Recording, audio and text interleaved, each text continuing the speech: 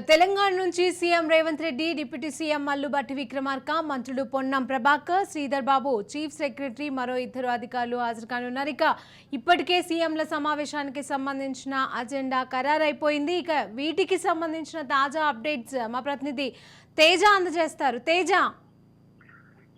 శిరీష, ఇక ప్రధానంగా చూస్తే మాత్రం మనం అంటే ఇప్పటికే చెప్పుకుంటున్నటువంటి మనం పొద్దు నుంచి చెప్తూనే ఉన్నటువంటి పరిస్థితి సరిగ్గా సాయంత్రం 6 గంటలకు, ఈ రోజు సాయంత్రం 6 గంటలకు ఇరు తెలుగు రాష్ట్రాల సీఎంల భేటీ జరుగుతుందని చెప్పినట్లుగానే యథాతథంగా 6 గంటలకు తెలంగాణ సీఎం రేవంత్ రెడ్డి అయితే ఇటు ప్రజాభవన్ కు చేరుకున్నారు. అనంతరం ఇప్పుడే గత కొద్దిసేపటి క్రితమే ఇటు ఏపీ సీఎం చంద్రబాబు కూడా ఇటు ప్రజాభవన్ కు చేరుకున్నటువంటి పరిస్థితి. సో మొత్తంగా చూస్తే భేటీ అయితే ప్రారంభమైనటువంటి పరిస్థితి. ఈ భేటీ 2 గంటల పాటు కొనసాగుతుంది. అదేవిధంగా 2 గంటల కంటే ఎక్కువసేపు కూడా కొనసాగేటువంటి పరిస్థితి కనిపిస్తున్నట్లుగానే మనం చెప్పొచ్చు.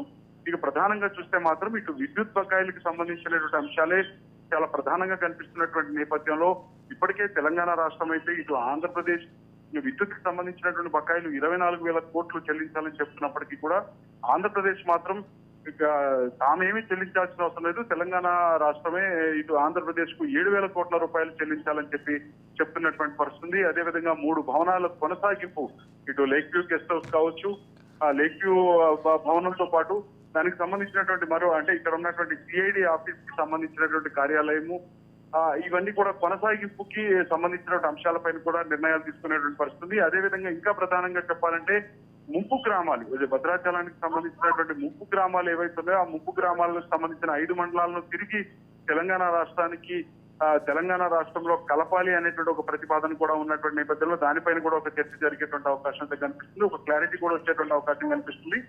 ఏది ఏమైనప్పటికీ కూడా అంటే పూర్తిగా ఇంకా 3 ఇటు తెలుగు అకాడమీ, అదేవిధంగా తెలుగు యూనివర్సిటీ, అదేవిధంగా అంబేద్కర్ యూనివర్సిటీకి సంబంధించిన అంశాల్లో కూడా కొంత క్లారిటీ, ఈ విభజనకు సంబంధించిన అంశాల్లో కూడా కొంత క్లారిటీ రావాల్సినటువంటి పరిస్థితి అయితే ఉంది.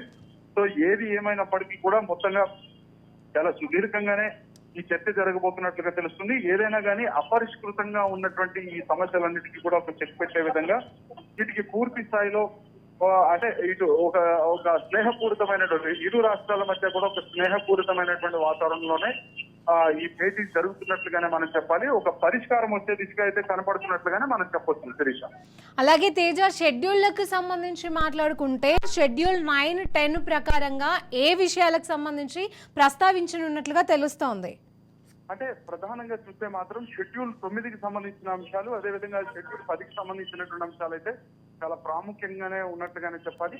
ఎందుకంటే ఇప్పుడే షీలాబేడి కమిటీకి అంటే కేంద్ర హోంశాఖ ఇటు షీలాబేడి కమిటీని వేసినటువంటి నేపథ్యంలో షెడ్యూల్ 9కి సంబంధించినటువంటి ఉన్నటువంటి 91 సంస్థలకు సంబంధించినటువంటి అంశాల్లో పంపకాలు జరగాల్సింది. అది బకాయిలు, ఆస్తుల పంపకాలు కావచ్చు, ఆదాయం కావచ్చు, ఆస్తుల పంపకాలు కావచ్చు, ఈ 2 అంశాల్లో జరగాల్సిన నేపథ్యంలో ఈ షీలాబేడి కమిటీ 68 సంస్థల వరకు కూడా ఎలాంటి అభ్యంతరాలు చెప్పనప్పటికీ కూడా 23 సంస్థల పైన మాత్రం కొన్ని అభ్యంతరాలు చెప్పినటువంటి నేపథ్యంలో వాటిపైన ఒక క్లారిటీ రావాల్సినటువంటి అవసరమైతే ఉన్నట్టుగా తెలుస్తుంది. ఇక షెడ్యూల్ 10 ప్రకారం 141 వరకు సంస్థలు ఉన్నటువంటి నేపథ్యంలో వాటిలో కూడా ఒక 30 నుంచి 40 వరకు కూడా కొన్ని 30 నుంచి 40 సంస్థల పైన కూడా క్లారిటీ రావాల్సినటువంటి పరిస్థితిగా ఉన్నట్టుగా కూడా తెలుస్తున్నటువంటి నేపథ్యంలో వీటన్నిటిపైన అదేవిధంగా కృష్ణా జలాల కేటాయింపుతో పాటు ఇటు ఏవైతే ఈ కోర్టులలో ఉన్నటువంటి కేసులకు సంబంధించినటువంటి వాటిని ఉపసంహరణ వంటి అంశాలపైన కూడా ఒక సుదీర్ఘంగానే ఈ చర్చ అంటే ఈ భేటీలో చర్చకు వచ్చేటువంటి అవకాశం అయితే కనిపిస్తుంది. సో ప్రధానంగా అయితే భేటీ అయితే ప్రారంభమైంది. ఇరు రాష్ట్రాల సీఎంలు ఒక స్నేహపూరితమైనటువంటి వాతావరణంలో భేటీ అయినటువంటి పరిస్థితి. మొత్తంగా ఈ విభజనకు సంబంధించినటువంటి సమస్యలు ఏవైతే ఉన్నాయో వీటన్నిటికీ కూడా ఒక చెక్ పెట్టే విధంగా వీటన్నిటికీ ఒక పరిష్కార మార్గం చూపించి 2 తెలుగు రాష్ట్రాల మధ్య ఒక స్నేహపూరితమైనటువంటి వాతావరణం ఒక రూపొందించే విధంగా కూడా ఈ భేటీ జరగబోతుంది అన్నట్లుగా కూడా మనం చెప్పొచ్చు శిరీష. ఎస్, ప్రధానంగా తేజ, నదీ జల వివాదాలకు సంబంధించి అయితే ఎటువంటి పురోగతిని సాధించే అవకాశాలు ఉన్నట్లుగా కనబడుతున్నాయి? అంటే కృష్ణా జలాలకు సంబంధించిన అంశాల్లో కేటాయింపుల్లో కావచ్చు, అదేవిధంగా ఇటు ముంపు గ్రామాలు ఏవైతున్నాయో ముంపు గ్రామాలకు సంబంధించి అంటే గతంలో 7 మండలాలను ఇటు ఆంధ్రాలో కలిపినటువంటి పరిస్థితి. అయితే ఆ ముంపు గ్రామాలకు సంబంధించినటువంటి 5 మండలాలు ఏవైతే ఉన్నాయో ఆ 5 మండలాలను తిరిగి తెలంగాణకు ఇవ్వాలనేటువంటి ఒక ప్రతిపాదన కూడా వస్తున్నటువంటి నేపథ్యం మరి దానిపైన కూడా చర్చ జరిగేటువంటి అవకాశం అయితే కనిపిస్తుంది. ఇరు రాష్ట్రాల సీఎంలతో పాటు ఇరు రాష్ట్రాల సిఎస్లు కూడా భేటీ అయినటువంటి పరిస్థితి ఉంది. వీరితో పాటు ఆర్థిక శాఖకు సంబంధించినటువంటి ఉన్నతాధికారులు కూడా ఈ భేటీలో పాల్గొంటున్నటువంటి నేపథ్యంలో అయితే మనం ప్రధానంగా చెప్పాల్సిన అంశం ఏంటంటే ఇప్పటికే ఇటు విభజనకు సంబంధించిన ఈ అంశాలు పరిష్కారంలో ఇప్పటికే 30 సార్లు సమావేశాలు జరిగినప్పటికీ కూడా ఇంతవరకు ఒక కొలిక్కి వచ్చినటువంటి పరిస్థితి అయితే లేదు. కానీ ఈ ఇద్దరు తెలుగు రాష్ట్రాలు పూనుకోవటం, ప్రత్యేకించి ఆంధ్రప్రదేశ్ ముఖ్యమంత్రిగా ఉన్నటువంటి చంద్రబాబు నాయుడు పూనుకోవటం తోటి అంటే ఇటు తెలంగాణ రాష్ట్ర సీఎం రేవంత్ రెడ్డిని కోరటం, భేటీ అవ్వాలని కోరటం, అదేవిధంగా రండి చర్చిద్దాం అనేటువంటి అంశంతో కూడా ఈ ఇరువురు సీఎంల భేటీ అయితే సాగినటువంటి పరిస్థితి. ఈ ఇరువురు సీఎంల భేటీల్లో అయితే మాత్రం పూర్తిగా అంటే ఎన్ని రకాలైనటువంటి సమస్యలన్నీ కూడా అపరిష్కృతంగా ఉన్నాయో వాటన్నిటికీ కూడా ఈ రోజు పూర్తి స్థాయిలో ఒక క్లారిటీ వచ్చేటువంటి అవకాశం ఉన్నట్లుగానే మనం చెప్పాలి శిరీష.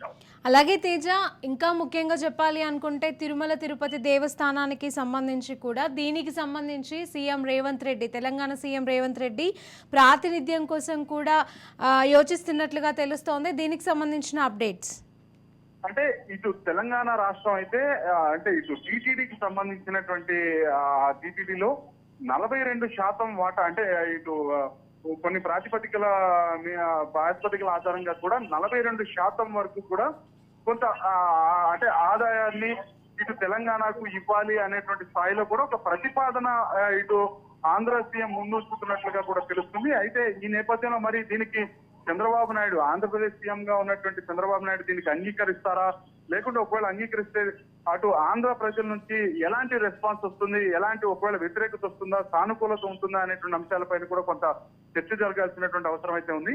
42% వరకు అయితే ఆదాయంలో 42% వాటా అయితే ఇటు తెలంగాణ రాష్ట్రం ఆశిస్తున్నట్లుగా అయితే మనకు తెలుస్తున్నటువంటి పరిస్థితి. ఏది ఏమైనప్పటికీ కూడా ఈ భేటీ జరిగిన తర్వాత పూర్తి స్థాయిలో ఇరు రాష్ట్రాల సీఎంలు కూడా మీడియా ముందుకు వచ్చి మీడియా సమావేశం కూడా ఏర్పాటు చేసేటువంటి అవకాశం కనిపిస్తుంది. ఈ మీడియా సమావేశంలోనే ఎలాంటి నిర్ణయాలు తీసుకున్నారు అనేటువంటి దానిపైన అన్నిటిపైన కూడా ఒక క్లారిటీ వచ్చేటువంటి అవకాశం ఉన్నట్లుగా కూడా మనం చెప్పొచ్చు శిరీష. అలాగే తేజ, ఇప్పటికైతే సీఎం రేవంత్ రెడ్డి తెలంగాణ నుంచి డిమాండ్స్ అయితే ఇప్పటి వరకు మీరు మాట్లాడారు. అండ్ అదేవిధంగా అటువైపు నుంచి ఆంధ్రప్రదేశ్ సీఎం చంద్రబాబు నాయుడు అయితే డిమాండ్స్ ఏ విధంగా ఉండబోతున్నాయి? అంటే ఆంధ్రప్రదేశ్ కు సంబంధించినటువంటి ముఖ్యమంత్రిగా ఉన్నటువంటి చంద్రబాబు నాయుడు అయితే మాత్రం ఒక స్నేహపూరితమైనటువంటి వాతావరణం అనేటువంటిది రెండు తెలుగు రాష్ట్రాల్లో నెలకొనాలి. ఎవరు కూడా నష్టపోవాల్సినటువంటి పని లేదు, ఎవరు నష్టపోవద్దు. కానీ అపరిష్కృతంగా అంటే ఇప్పటికే తెలంగాణ రాష్ట్రం ఏర్పడి 10 సంవత్సరాలు దాటిపోతున్నప్పటికీ కూడా ఇంకా అపరిష్కృతంగానే ఈ విభజనకు సంబంధించినటువంటి అంశాలు అట్లనే ఉండిపోతే మాత్రం అది రాష్ట్రాభివృద్ధికే, రాష్ట్ర పురోగతికి కూడా అవి దోహదపడవు, అవి ఎట్లయినా ఆటంకంగా మారుతాయి. వీటి వల్ల, ఇలాంటి పరిస్థితుల వల్ల రెండు తెలుగు రాష్ట్రాల మధ్య కొంత విద్వేషాలు, విభేదాలు వచ్చేటువంటి అవకాశం కూడా ఉంటుంది. స్నేహపూరితమైనటువంటి వాతావరణం అనేటువంటిది సన్నగిల్లుతుంది అనేటువంటి అంశంలో భాగంగానే ప్రధానంగా అయితే ఏవైతే ఈ సమస్యలన్నీ ఇప్పుడు మనం ప్రస్తావించిన సమస్యలు ఏవైతే ఉన్నాయో ఈ సమస్యలన్నిటికీ కూడా ఒక స్నేహపూరితమైనటువంటి వాతావరణం ఉండే విధంగా రెండు తెలుగు రాష్ట్రాల మధ్య ఒక సహృదయమైనటువంటి ఒక స్నేహపూరితమైనటువంటి వాతావరణం ఉండే విధంగానే సో మొత్తంగా ఒక క్లారిటీ తీసుకొని వచ్చి అంటే ఈ ఏవైతే పరిష్కారం కాని సమస్యలు ఏవైతే ఉన్నాయో వాటన్నిటికీ కూడా ఒక పరిష్కారం తీసుకొచ్చే దిశగా అయితే ఇద్దరు సీఎంలు అయితే ప్రస్తుతం భేటీ అయితే జరుగుతుంది. ఈ భేటీ అయితే కొనసాగుతుంది. ఈ భేటీ 2 గంటల పాటు కొనసాగుతుంది. మరికొంతసేపు ఎక్కువ కూడా అంటే ఇంకో గంట పాటు అదనంగా కూడా భేటీ అయ్యేటువంటి అవకాశం అయితే కనిపిస్తుంది. ఏది ఏమైనప్పటికీ కూడా పూర్తిగా ఇరు రాష్ట్రాల సీఎంలు భేటీ అయిన అనంతరం మీడియా సమావేశానికి వచ్చి వారు వెల్లడిస్తేనే తప్ప పూర్తి స్థాయి క్లారిటీ వచ్చేటువంటి అవకాశం లేనట్టుగానే మనం చెప్పొచ్చు. Right, thank you Teja.